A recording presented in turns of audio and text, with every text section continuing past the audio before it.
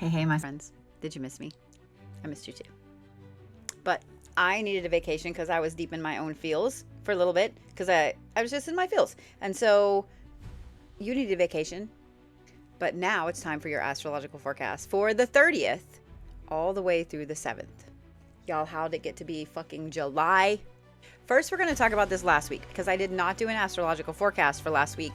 And everybody I know was in their feels so bad. That is because in the last 10 days, we are now full on in Cancer season. Then we had the new moon in Cancer. And then we had Mercury go into Leo. So squishy crab emotions, angry words.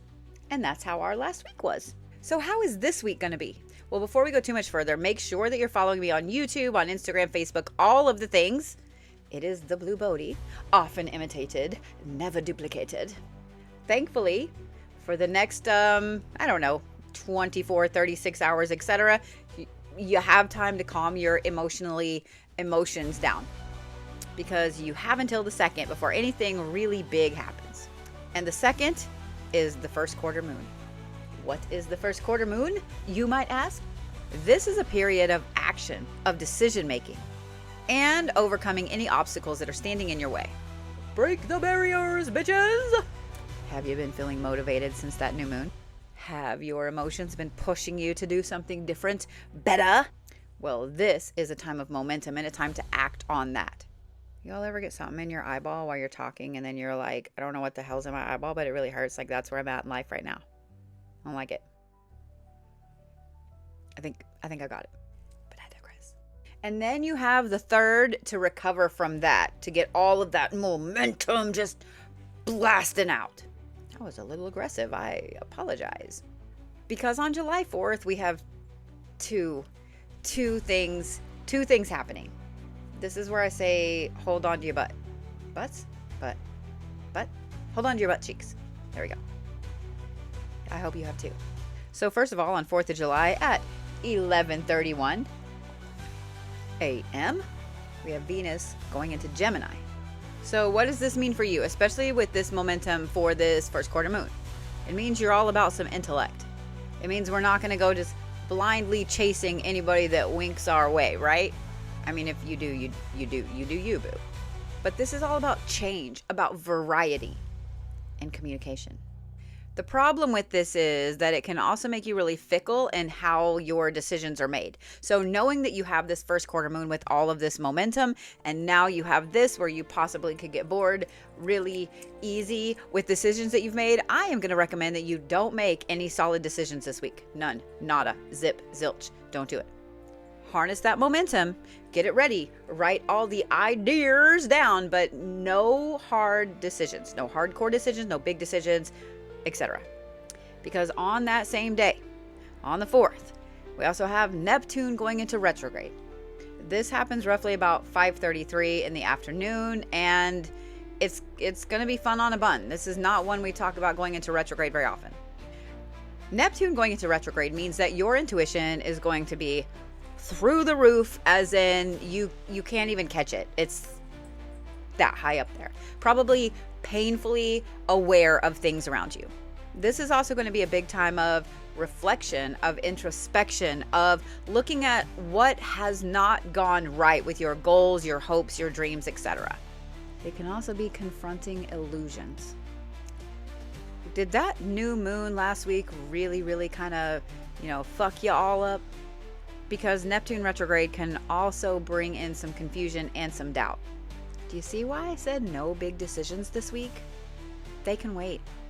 The good thing about Neptune going into retrograde is that this is a good time for you to look at your dreams and your goals and your hopes and decide if that's really and truly what you actually want. It's also a great time to find balance between fantasy and reality. I like fantasy. It's better than reality.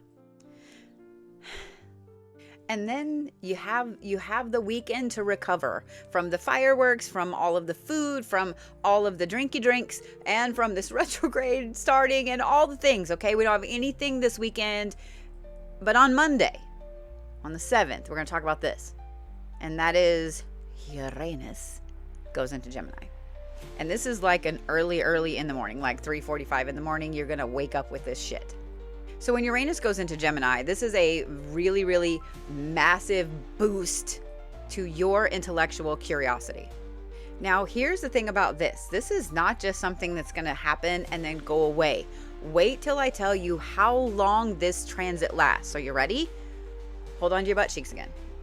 From 2025 to 2033. Almost a full decade. Now, when Uranus goes into Gemini, there is the potential for a lot of chaos. But that's only because Uranus has this really interesting nature that causes disruptions. Because it is an agent of change. When Uranus goes into Gemini, there are rapid technological advancements. I had to film that like 4 times to be able to words that correctly. Can we make something that makes my words better? Makes my words work? I digress. This transit is going to bring about transformations, about shifts, about disruptions, change. Chances are you're going to find that this, coupled with Neptune retrograde, retrograde,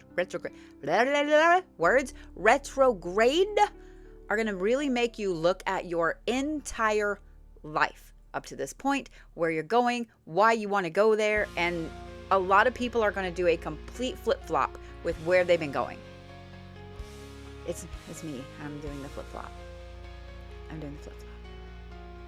Uranus in Gemini is also all about mental stimulation. So you're going to really be craving those awesome, amazing, hard conversations, intellectual conversations, the things that make your brain think. Things that make you go, The thing I don't like about this is that this can also mean disruptions in travel. Me likes to travel. Me's doing a lot of travel back and forth from Pennsylvania to Oklahoma. So we're going to manifest that there not be any travel disruptions. So you have all these big crazy things happening this week to get you ready for the full moon. I almost said new moon again. I've had to film that 3 times. For the full moon coming up on the 10th. Get this week under your belt, because next week is going to be a humdinger of some craziness as well. Just wait. It's a whole other video. Make sure that you like this video. Make sure that you follow me everywhere. YouTube, Instagram, Facebook, all of the things, the Blue Bode. And make sure that you check on all of my appearances coming soon to a northeastern state near you. Okay, I love you. Bye.